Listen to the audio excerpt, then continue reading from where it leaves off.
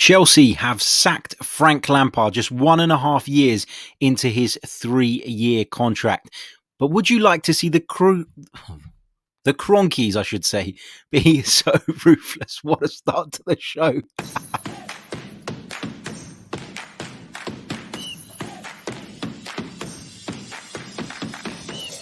You're listening to the Chronicles of Aguna, the Arsenal podcast. I'm Martin Tyler, and you're listening to Harry Symeou.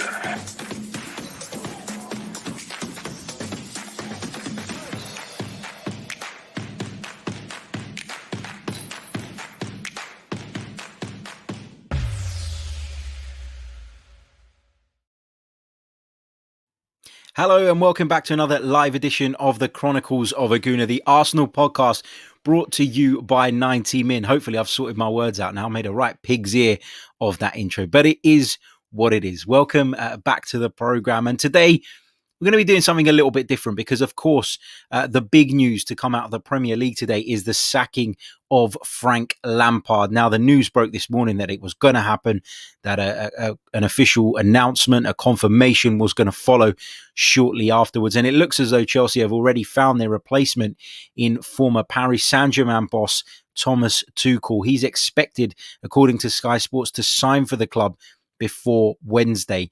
So it looks like Chelsea would have had the successor all lined up as they normally do.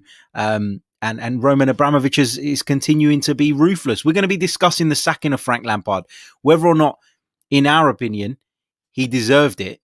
And of course, we're going to be talking about whether you'd like to see the Arsenal ownership be so kind of forthright and decisive in their decisions. Would you like to see them act quicker when things are not quite going to plan? We'll be discussing all of that on today's podcast. If you haven't already, make sure you smash that like button. It's so important. Give the video a like, and a big hello to every single one of you in the live chat at the moment. Hello to Clement. Hello to Saka, to Akshat, to Mel, to Banos, to Joe, to Russ, to Steve, to Haji Mohammed, to Mandy, to all of you. Welcome to the chat. Let's begin by discussing whether or not Frank Lampard, first of all, deserved the sack.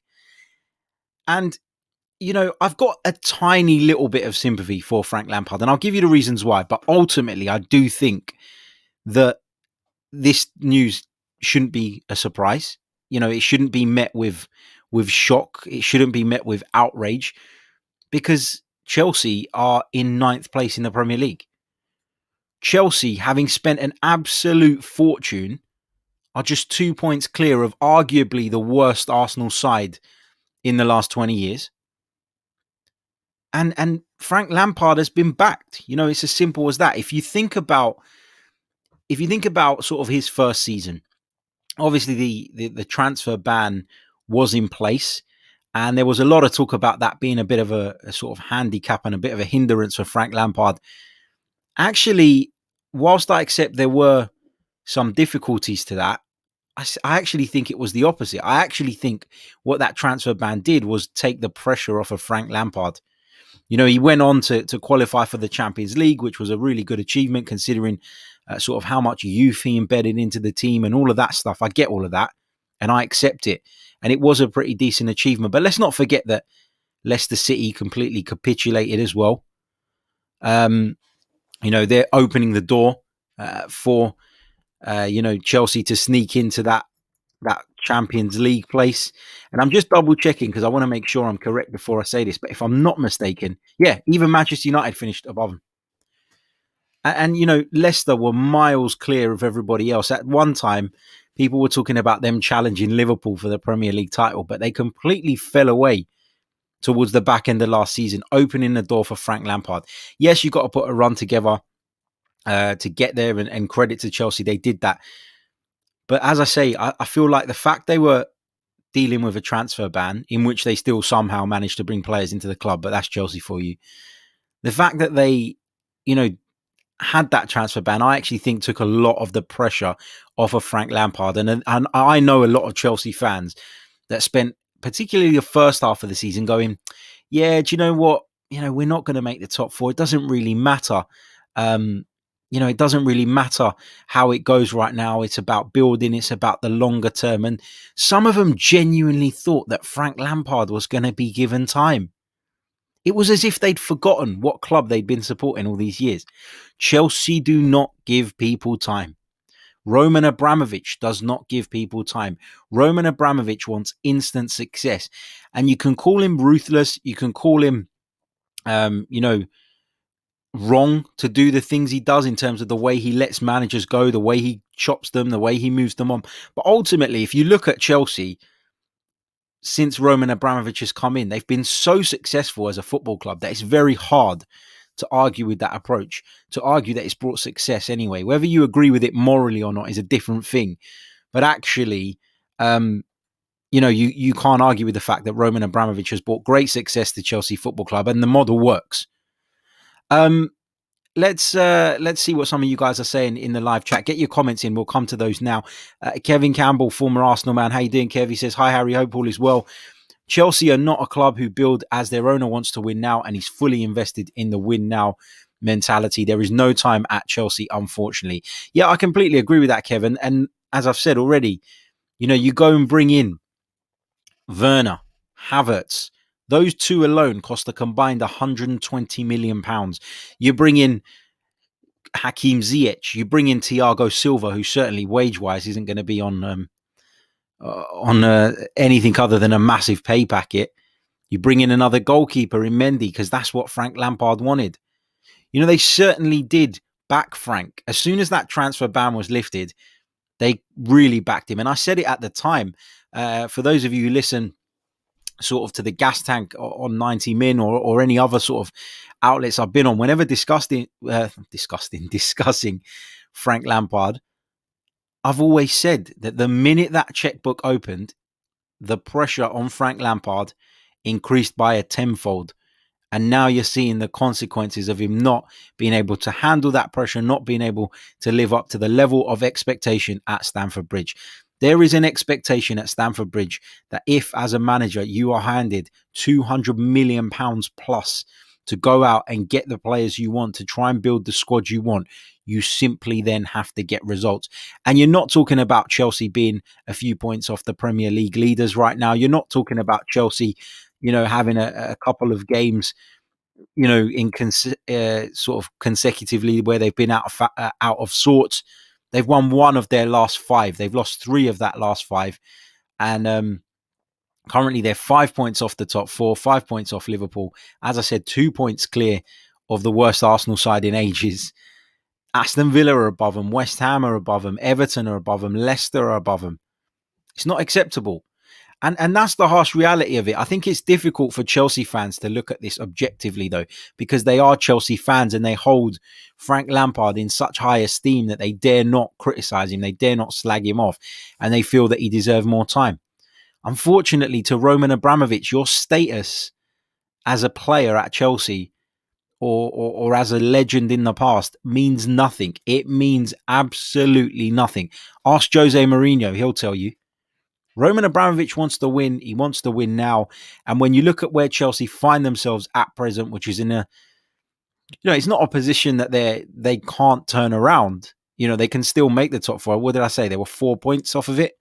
29, 5 points off of it. It's not impossible. They could easily turn that around if they put a run together. Of course they can. But the point is that Roman Abramovich doesn't want to proceed with Project Frank Lampard any longer. It was always a risk giving him the job.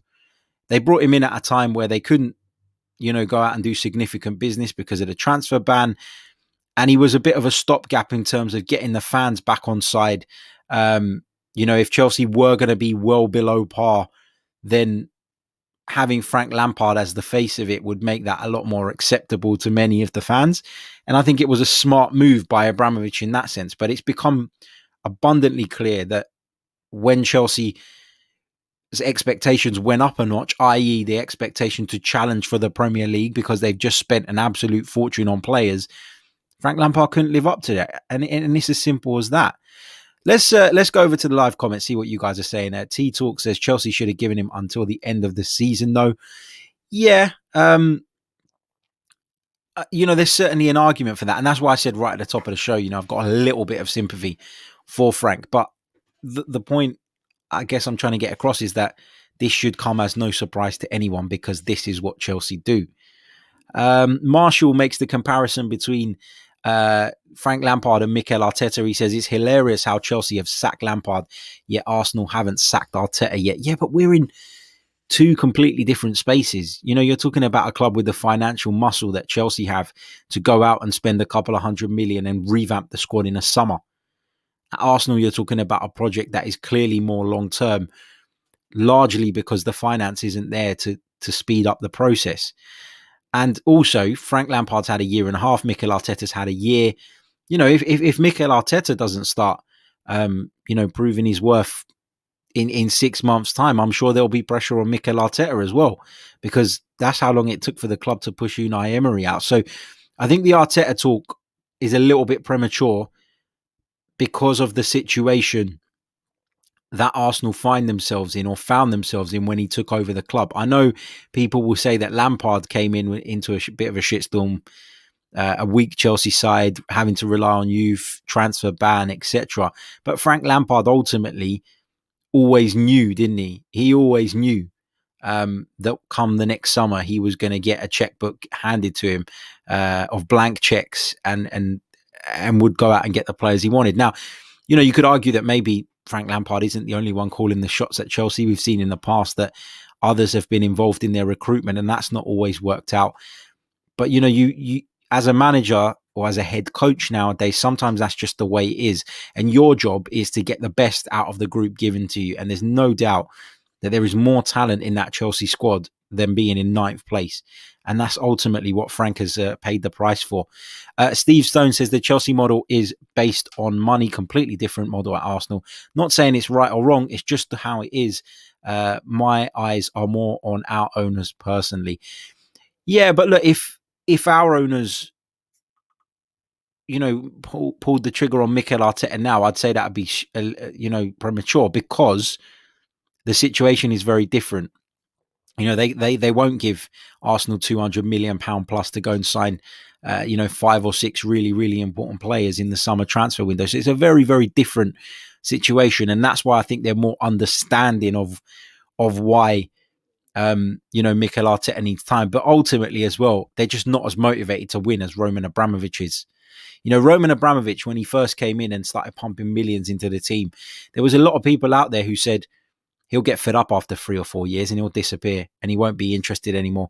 And to Roman Abramovich's credit, throughout his Chelsea ownership, he's always strived for them to be competing at the very top, to be competing for the biggest prizes. They've been extremely successful since he's done that, since he's taken over the reins.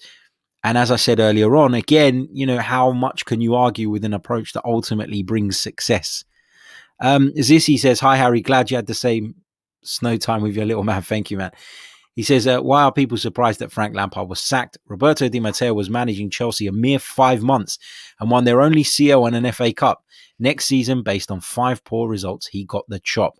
Abramovich demands success. They spent a king's ransom in the transfer market. Sacking Arteta, though, won't achieve much. They would merely swap seats on the Titanic by bringing in Vieira or, say, Henry.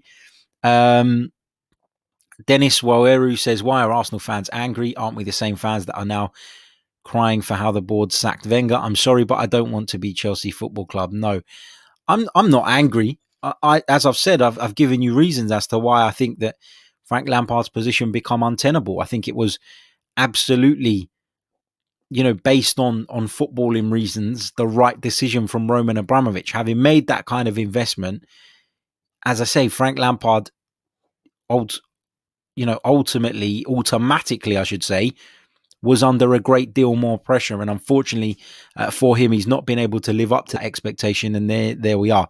He's paid the price for that. Let's see what else we've got here. T Talk says, why hire an inexperienced manager if they want instant success? Agreed. I think that was an appointment made with the heart rather than the head, and one that, as I said, would guide them through a period that was always going to be a little bit uncertain. Was always going to be a little bit uncertain by putting a face at the front of the campaign that the fans would never challenge. And that's what Frank Lampard is. I've watched some videos from some Chelsea creators this morning, and they're almost in tears at the fact that Frank Lampard's gone. They're calling it a disgrace. They're upset. They're disappointed that a legend has been treated that way. But ultimately, what did they expect? The club have shown form for this for years and years and years. It's no surprise. Let's continue through your comments. Russ says, I can see why Roman wants to succeed, as it's his own money he is pouring in year after year. The Kroenke'S are a business who know very little football. Yeah, I think sometimes the comparisons between the Kroenke'S and Abramovich are just not worth doing. It's two completely different operations being run in completely different ways with completely different values. And the two situations I think are incomparable. Gemma says, you hire an apprentice, you can't expect instant success. Yep. Guess you could apply that same logic to Arsenal as well, I guess. What else have we got? Jid F32 says, came here after I saw the title. The answer is no. So Arsenal fans don't want to see the Kroenke'S be as ruthless as Roman Abramovich. Yeah, look, Arsenal's owners can't be that ruthless unless they're going to keep putting their hand in their pocket and buying new squads for new managers. If that's not the case, then they have to be a little bit more patient. And I think they're a little bit smarter in the way they've done things as well.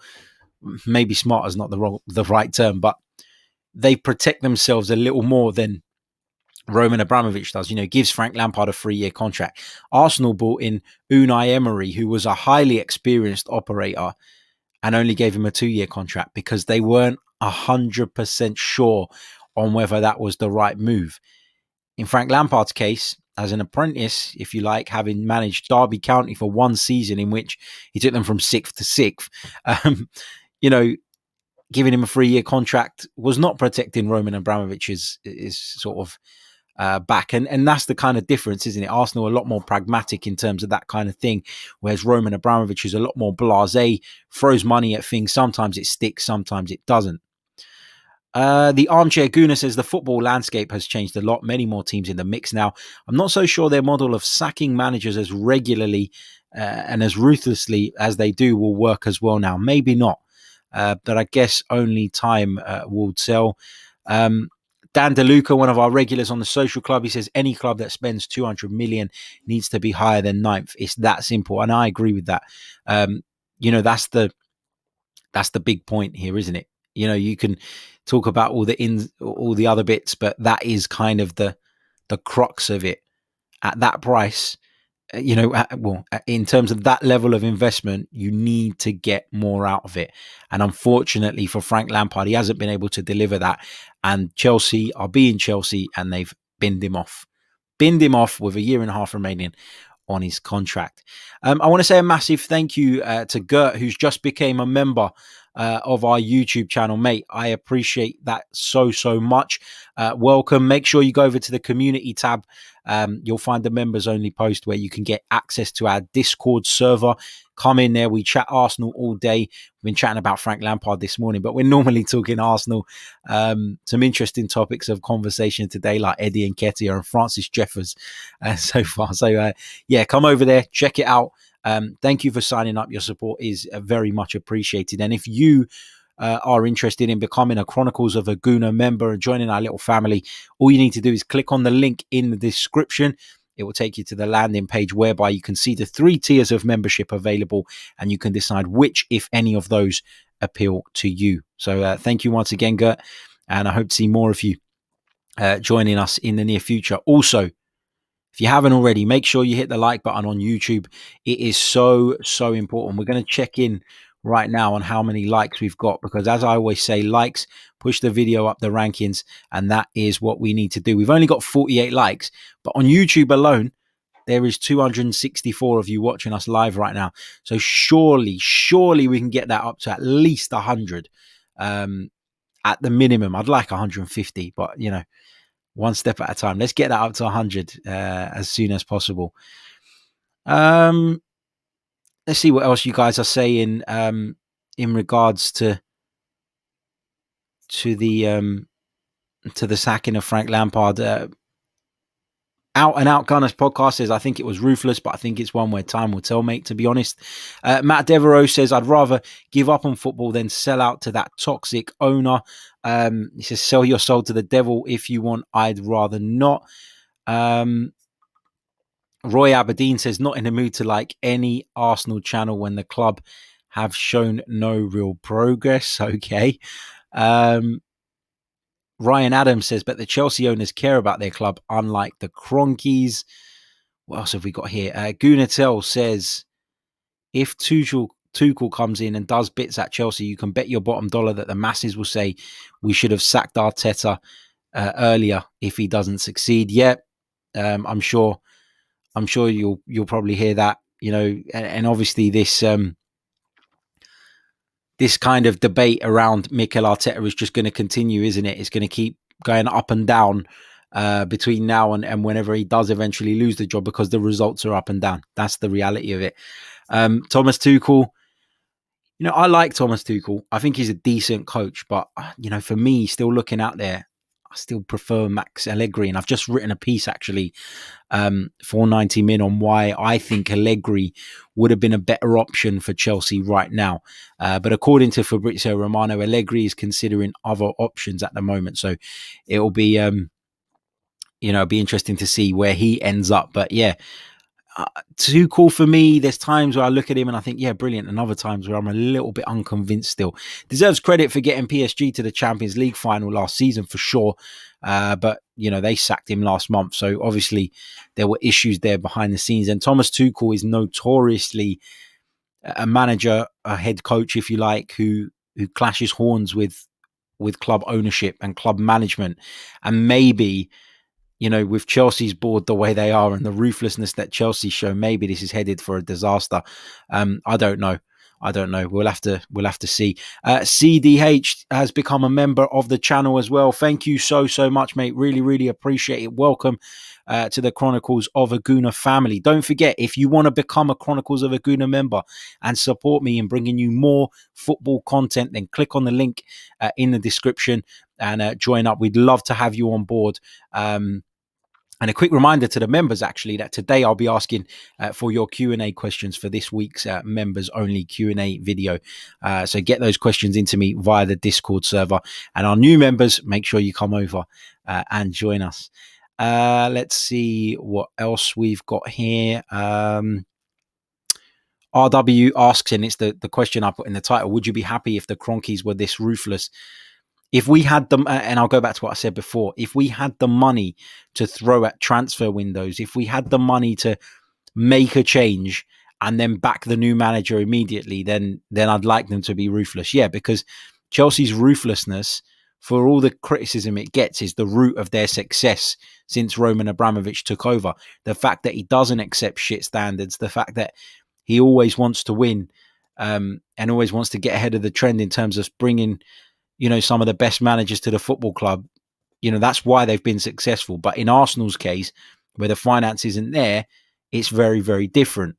You know, if you think about the managers that have managed Chelsea, and I know a lot of people have brought up the Di Matteo example, not a great manager, obviously, despite what he achieved. But if you think about some of the greats that have managed that club, you know, since Abramovich took over, Jose Mourinho, Carlo Ancelotti, you know, you're talking about people like Gus Hiddink, Rafa Benitez, all top managers. You're talking about, you know, when he was one of the best in the business at the time, Felipe Scolari coming in. Whoever was at the pinnacle of world football, Chelsea were going after them. And more often than not, they've got their man. So unless, you know, you can only be that ruthless if you're then going to put your money where your mouth is and back that manager in doing what they need to do. But then also knowing that if you then see it's not going right, you have to have the balls to pull the trigger early doors and get someone else in. And that's what Chelsea do. That's the way they've always done it. And whether you like it or you don't like it, nobody can deny the success that it has brought. Let's go to a couple of other questions. There's a couple of kind of non-related Frank Lampard bits that we'll touch on as well. Love this one from Justa. Thank you for your kind donation as well, mate. Really appreciate it. He says, should we go after Frank and play him next to Party? Yeah, a prime Frank will do. We'll take him, no doubt about that. Not so sure he's got the legs anymore though. Maybe he might still be quicker than Granit Xhaka on the turn though. Who knows?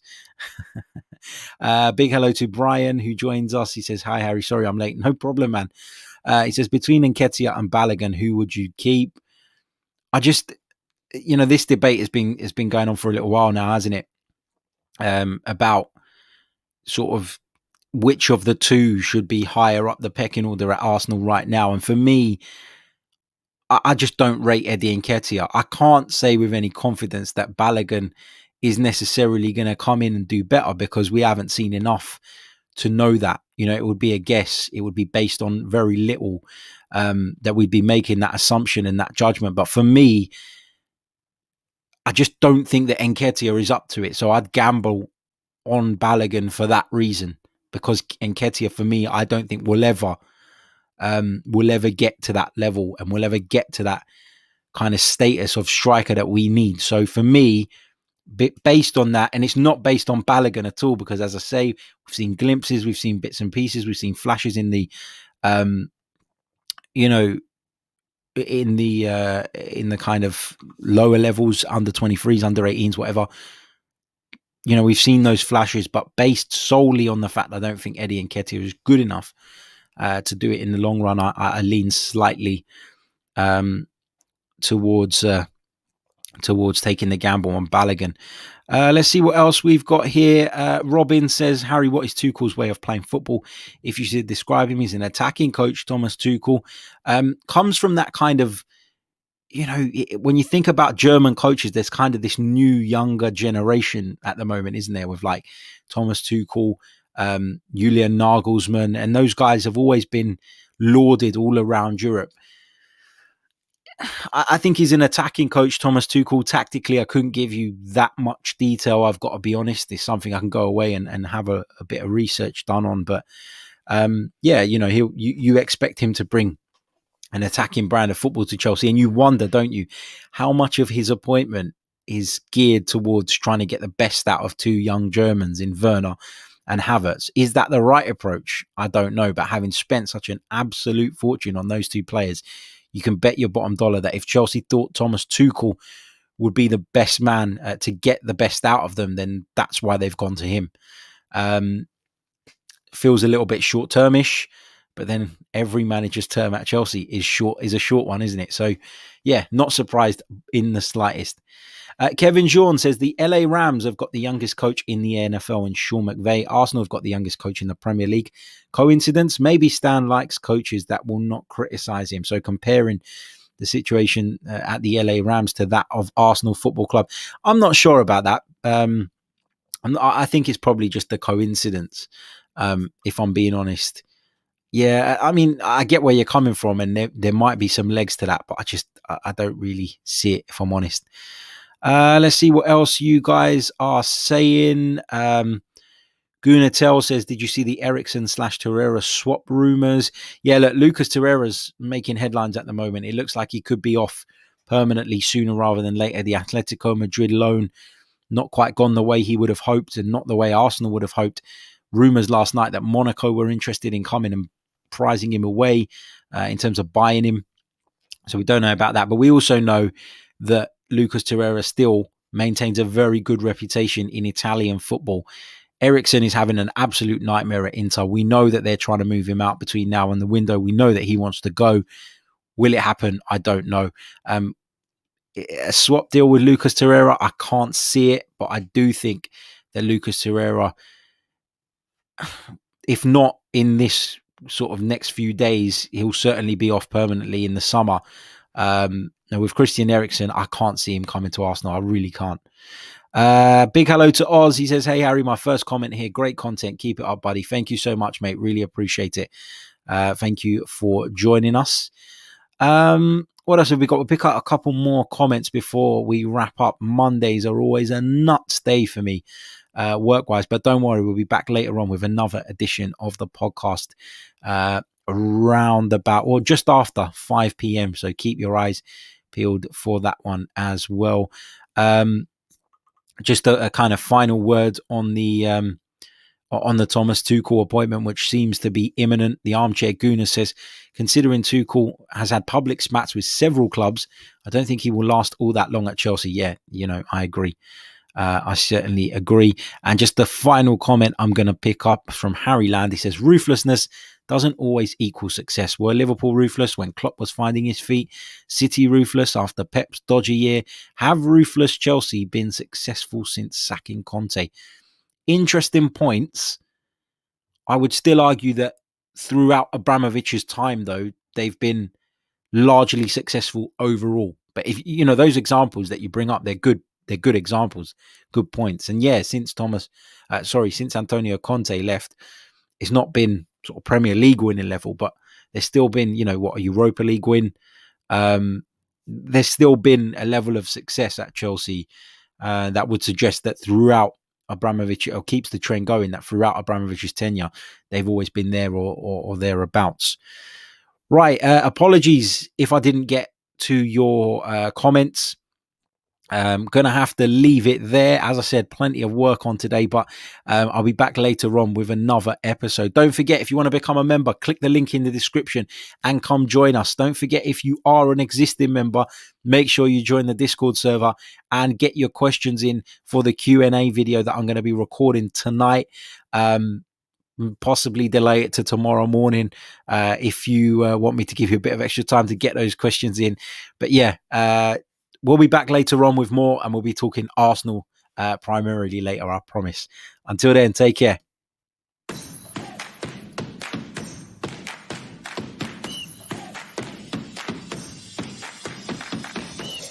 You're listening to the Chronicles of Aguna, the Arsenal podcast. I'm Martin Tyler, and you're listening to Harry Symeou.